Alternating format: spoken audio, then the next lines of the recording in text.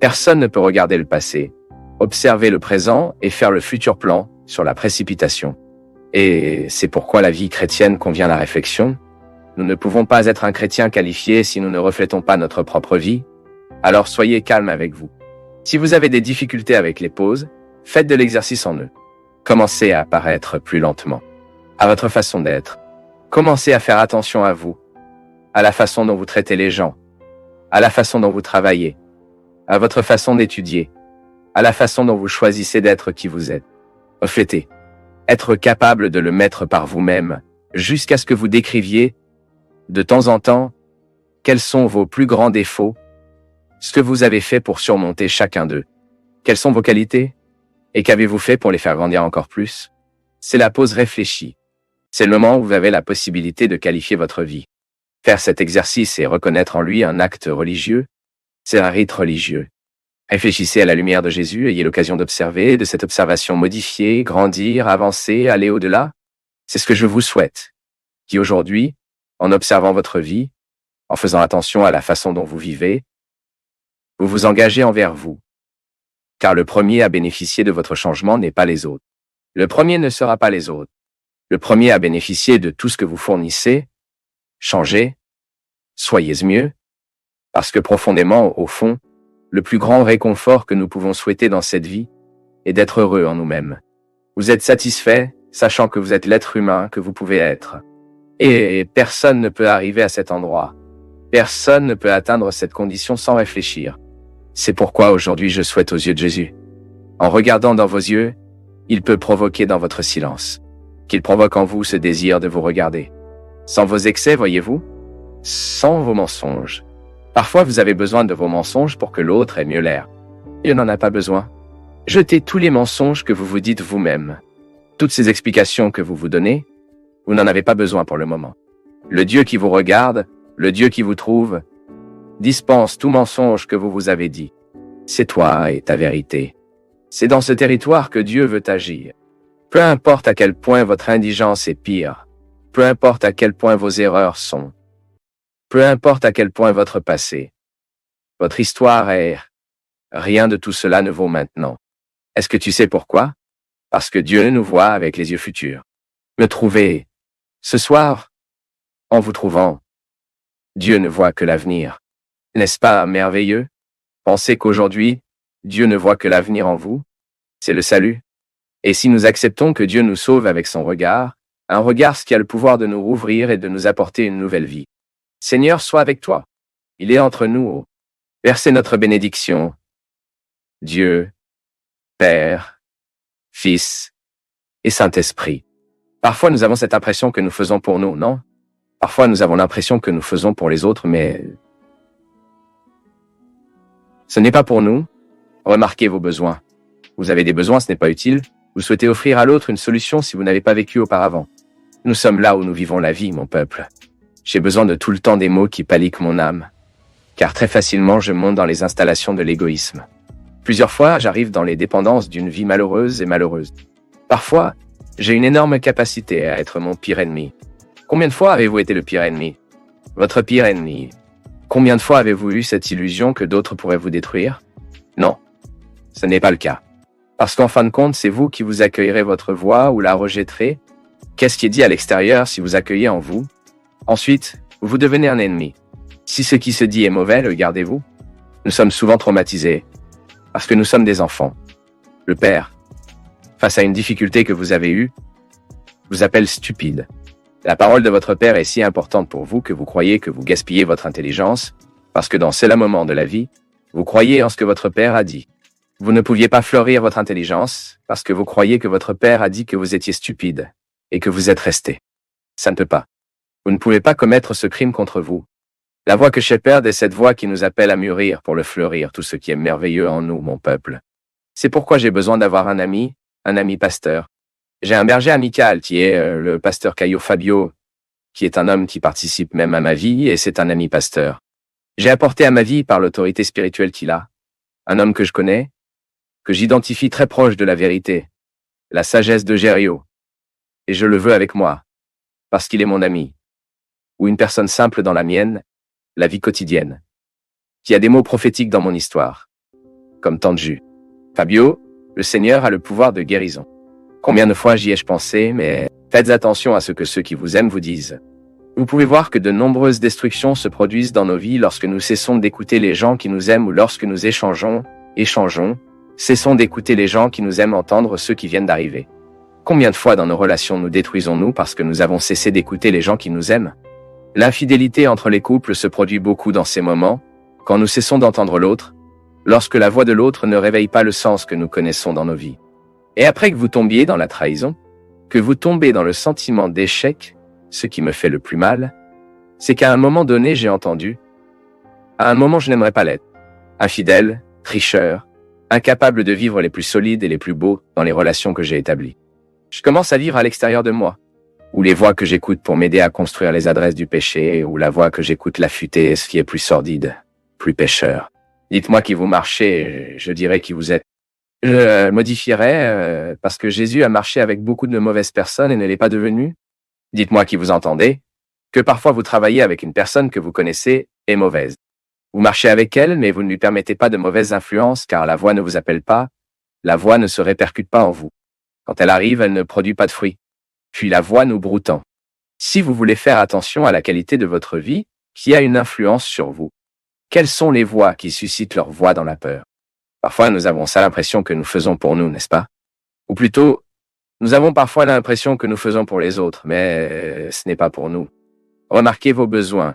Avez-vous des besoins que vous souhaitez offrir à l'autre une solution si vous n'avez pas essayé auparavant? Nous sommes là où nous vivons la vie, mon peuple. J'ai besoin de tout le temps des mots qui bergent mon âme, car très facilement je monte dans les installations de l'égoïsme. Plusieurs fois, j'arrive dans les dépendances d'une vie malheureuse et malheureuse. Parfois, j'ai une énorme capacité à être mon pire ennemi. Combien de fois avez-vous été le pire ennemi? Votre pire ennemi. Combien de fois avez-vous eu cette illusion que d'autres pourraient vous détruire? Non. Parce qu'en fin de compte, c'est vous qui accueillerez la voix ou la rejetterez. Qu'est-ce qui est dit à l'extérieur si vous accueillez en vous? Ensuite, vous devenez votre ennemi. Si ce qui est dit est mauvais, vous le gardez. Nous sommes souvent traumatisés car nous sommes des enfants. Le père, face à une difficulté que vous avez eue, vous appelle stupide. La parole de votre père est si importante pour vous que vous croyez que vous gaspillez votre intelligence parce qu'à ce moment de la vie, vous croyez ce que votre père a dit. Vous ne pouviez pas fleurir votre intelligence parce que vous croyez que votre père a dit que vous étiez stupide et que vous êtes resté. Ça ne peut pas. Vous ne pouvez pas commettre ce crime contre vous. On a la voix de Pastoréa et cette voix qui nous appelle à mûrir pour le fleurir tout ce qui est merveilleux en nous. Mon peuple. C'est pourquoi j'ai besoin d'avoir un ami pasteur. J'ai un berger amical, qui est le pasteur Caio Fabio, qui est un homme qui participe même à ma vie. Et c'est un ami pasteur. J'ai apporté à ma vie, par l'autorité spirituelle qu'il a, un homme que je connais, que j'identifie très proche de la vérité, de la sagesse évangélique. Et je le veux avec moi, parce qu'il est mon ami. J'ai dit, Fabio, le Seigneur a un pouvoir de guérison. Combien de fois j'y ai-je pensé, mais sa parole hier, pour moi, a confirmé ce que je sais déjà d'une manière ou d'une autre. Faites attention à ce que ceux qui vous aiment vous disent.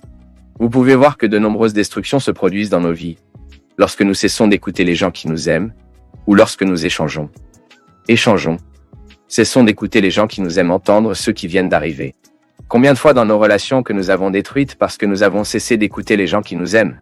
L'infidélité entre les couples se produit beaucoup en ce moment, lorsque nous cessons d'entendre l'autre, lorsque la voix de l'autre ne réveille pas le sens que nous connaissons dans nos vies. Et après que vous tombiez dans la trahison, que vous tombez dans le sentiment avec l'échec, ce qui lui fait le plus mal, c'est qu'à un moment donné je l'ai vu. À un moment donné je l'ai vu. Et en entendant la voix que je ne m'aimais pas, je suis devenu un être humain que je ne voudrais pas être. Infidèle, tricheur, incapable de vivre les plus solides et les plus beaux dans les relations que j'ai établies. Je commence à vivre en dehors de moi. Pourquoi les voix que j'écoute pour aider à m'édifier les adresses du péché? Ou la voix que j'écoute aiguise ce qui est plus sordide, plus pécheur? Et pas étonnant que nous ayons ce dicton, non? Dites-moi qui vous marchez et je dirai qui vous êtes. Dites-moi qui vous entendez, car parfois vous travaillez avec une personne que vous connaissez est mauvaise. Vous marchez avec elle, mais vous ne lui permettez pas de mauvaises influences, car la voix ne vous appelle pas. La voix ne se répercute pas en vous. Quand elle arrive, elle ne produit pas de fruits. Puis la voix nous broutant.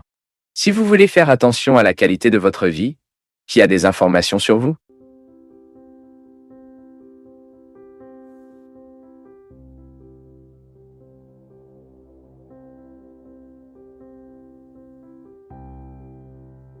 Tout ce que nous vivons, il n'y a que deux destinations en nous. Écoutez un bon souvenir de vous, souvenez-vous. Écoutez des remords. Chaque fois que vous devez servir un deuil, c'est-à-dire quand quelqu'un quitte notre vie, soit parce qu'il est mort, soit parce qu'il a terminé une relation, il doit partir. Chaque fois que vous devez organiser un deuil en vous, la plus grande difficulté est que nous faisons face au regret. Et très triste. Regardez ce souvenir. Je n'ai plus ma mère. Donc, chaque fois que je pense à sa mémoire, je fais parfois du courtage de choses que j'aurais pu faire. Parler. Il est très triste que nous ne puissions pas nous pardonner pour ce que nous n'avons pas vécu. Parce que le sort de tout ce que nous vivons, ou sera un bon désir, ou ce sera un remords blessé. Il y a un livre très simple que j'ai lu à une époque de ma vie, où il y a une scène qui m'apprend beaucoup. Le père jouait avec les enfants à l'intérieur de la piscine, et la mère est passée, et a posé une question pratique. Que faites-vous à l'intérieur? Il aurait pu répondre de manière pratique, non? Ce que vous voyez, nous prenons un bain de piscine. Non. L'auteur a couvert sa réponse d'une poésie qui m'apprend beaucoup dans la vie quotidienne. Il a dit, que faisons-nous ici? Nous construisons du bien pour notre avenir. N'est-ce pas beau? Ce n'est pas beau pour nous de vivre avec conscience sec le maintenant. Le seul moment de la vie que nous avons est maintenant. Vous n'avez pas le passé. Vous ne pouvez pas changer un seul centimètre de votre passé. Et vous n'avez pas l'avenir.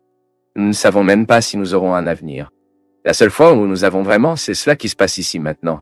Devez-vous changer la façon dont vous avez quitté la maison? Ou pouvez-vous changer la façon dont vous retournez vers elle? N'est-ce pas beau? À partir d'aujourd'hui, faites attention à tout ce qui se passe, mon peuple. La vie mérite d'être célébrée. Ne vous attendez pas à ce que les dates spéciales disent que vous aimez. Ne vous attendez pas à ce que des raisons donnent. Ne vous attendez pas à ce que les occasions célèbrent. Nous pouvons rendre la vie toujours luxueuse. Un café avec du lait et du couscous est la nourriture la plus luxueuse du monde. Pourquoi luxueux? Le luxe n'est pas ce que vous mangez, avec qui vous êtes, et cela n'a pas de prix. Ce sentiment que la vie que nous avons est la vie qui vaut la peine d'être vécue. Combien de fois avez-vous pensé que vous ne le feriez pas? Et à donner, combien de fois avez-vous pensé que vous ne survivriez pas? Survécu. Vous ne connaissez même pas 10% de la force que Dieu a laissée en vous. Vous n'êtes même pas arrivé à mi-chemin de ce que vous pouvez, car le Saint-Esprit a décidé de vivre votre cœur. Et vous devez réveiller ce Saint-Esprit chaque jour, saint. Je vais vous dire quelque chose qui a eu beaucoup de sens pour moi. Parfois, quand nous prions, nous élevons nos bras au paradis, n'est-ce pas? Parlez comme ça. Je venais du Saint-Esprit. Comme s'il venait de l'extérieur. Non, non. Vous prierez différent maintenant. Lorsque vous priez, je suis venu d'un Saint-Esprit. Vous tirerez l'air de l'intérieur. Je suis venu d'un Saint-Esprit. C'est en vous qu'il est. Et vous devez le faire ressortir. Et vous devez amplifier son action sur vous, dans votre vie. Nous sommes propriétaires des richesses que Dieu a laissées en nous dans notre baptême, et nous ne savons pas comment utiliser.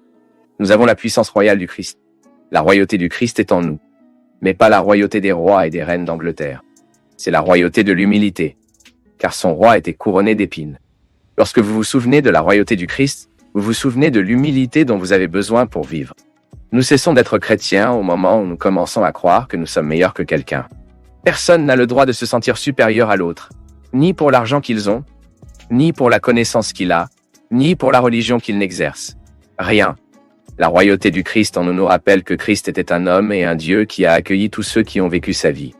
Assez de ce christianisme hypocrite qui nous fait rejeter les gens et naviguer sur la place publique pour les erreurs que nous faisons en particulier.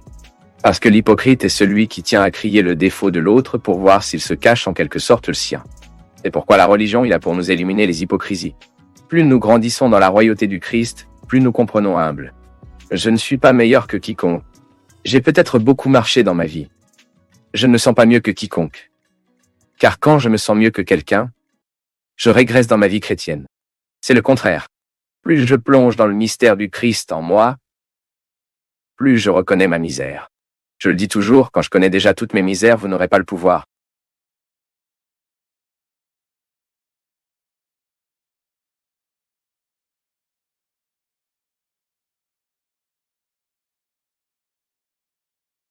Mon prêtre, bonne nuit. Je n'ai pas eu l'occasion de sortir de ma zone de confort. Je n'avais personne qui m'a expulsé. Vous savez, Hélène, que c'est un gros problème. Nous sommes souvent privés de croissance, de maturation spirituelle, ou même de changements fondamentaux dans nos vies, parce que nous n'avons pas les bonnes personnes au bon moment. Le père Zézino a une expression d'ailleurs. Le père Zézé est l'un des hommes que j'admire le plus. Et il y a une phrase que j'ai toujours aimée. Il a dit « Pour dire le bon mot au bon moment à la bonne personne ».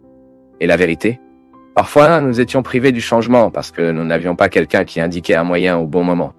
Alors peut-être que cela nous donne peut-être plus de temps. Nous arrivons en retard. Passons cette phase que l'autre pourrait apporter le changement et le changement ne s'est pas produit. C'est comme par exemple recevoir un conseil de mariage que nous savons se tromper. Lorsque vous réalisez déjà les signes qu'il n'y a pas d'amour, qu'il y a beaucoup plus de sensations de possession, une névrose administrée, et que personne ne contribue à le clarifier dans leur tête. Et ils sont immatures. Parfois, quelqu'un manque qui à ce moment fait l'intervention. Et parfois, le moment d'intervention est douloureux pour ceux qui le font et pour ceux qui reçoivent. Et c'est pourquoi nous devons avoir la bonne façon de dire afin que l'autre ne comprenne pas enfin notre intervention, non seulement réaliser l'aspect désagréable de la désinstallation, car être désinstallé, les gars, c'est mauvais. C'est mauvais. C'est comme si quelqu'un vous avait dit, regardez, nous devrons vous changer de cette pièce à une autre. Vous avez déjà cassé la valise. Tout est déjà dans les cintres. Vous vous êtes déjà habitué à ces murs. Vous avez déjà vos objets d'entrée. La première chose que vous pensez est le travail que vous devrez élever ce camp pour se déplacer ailleurs. Vous pouvez avoir une nature différente de la mienne. Par exemple, je suis trop paresseux pour imaginer ce changement. Vous pouvez être différent et penser, oh bien, j'aime toujours changer. Mais la désinstallation affective et émotionnelle n'est pas facile. Par exemple, lorsque nous perdons une personne, lorsque vous devez mettre fin à une relation, ou lorsque vous devez changer cette relation, ce qui ne signifie pas finir, mais signifie changer. Soudain, il y avait trop d'intimité, et vous allez réaliser que cette personne n'utilisait pas ce qu'il savait de vous de manière responsable. Vous deviez donc fermer un peu les portes. Cela se produit également. Ce n'est pas que vous rompez avec l'autre. Vous changez. Cela désinstalle. C'est inconfortable. Et parfois, nous n'avons pas la sagesse de comprendre le processus lui-même. Nous pensons que la souffrance d'être désinstallé sera définitive, n'est-ce pas? Ce ne sera pas définitif. Vous mettez votre main sur votre tête, la souffrance et le combat. Et vous ne le voyez que, non? Il y a une version plus tard, il y a un changement plus tard. Pensez-vous qu'il était facile pour moi et le séminaire de quitter ma structure de vie? Je le répète, peu importe à quel point c'était inconfortable. Les gars, il y a l'inconfort que nous n'identifions qu'après nous en sortir. Un peu plus tard, vous regardez cela et parlez, mon Dieu. Aujourd'hui, nous avons enregistré un programme très spécial avec le docteur Gisela Savioli. Elle est venue parler de son nouveau livre qui parle précisément le changement des habitudes. Habitudes qui tombent malades pour les habitudes qui nous font vivre. Habitudes qui nous apportent la santé. Mais est-il facile de changer? Non, parce qu'il est inconfortable de changer. L'être humain a tendance à s'adapter même à ce qui est mauvais. Plusieurs fois dans ma vie, y compris des faits qui m'ont amené à écrire le livre qui m'a volé. Le livre qui m'a volé est une séquence d'histoires de personnes qui s'étaient habituées à l'esclavage et ont soudainement réalisé qu'ils étaient en train de mourir, non pas dans le corps, mais une mort émotionnelle.